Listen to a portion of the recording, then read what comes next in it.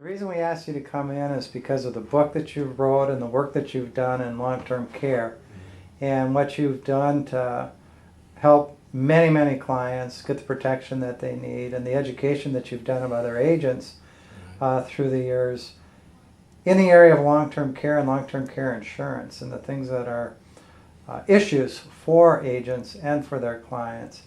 And to start with, I guess I'd just like to ask you about your book. You wrote the book, "We're So Sorry, Grandma, But," and you go on to tell a story. And if you could tell us a little bit about why you wrote the book and what story it really tells us. Well, the need for information about long-term care is pervasive. I mean, very few people really know what they can do to help themselves when they personally or some of their family needs long-term care.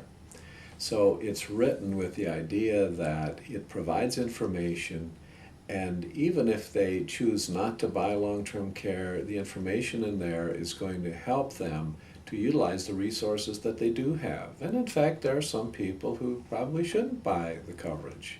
If they have no assets, for example, it doesn't pay to buy a policy if that would keep them from buying their groceries or whatever else. Mm-hmm. So it would help them as well, because it does talk about what they can do to utilize the resources available to them. For those who seriously want to consider buying it, it gives them information and a background so that they can, in fact, make good decisions and buy the right kind of policy.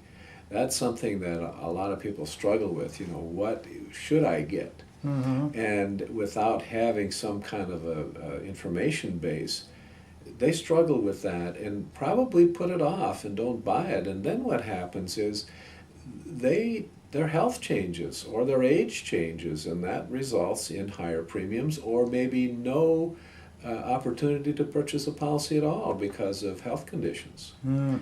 So rather than to delay and create problems, it's an attempt to give them information so that they can not only answer their own questions, but even formulate the right questions so that their advisor can help them in making a good decision to protect their assets.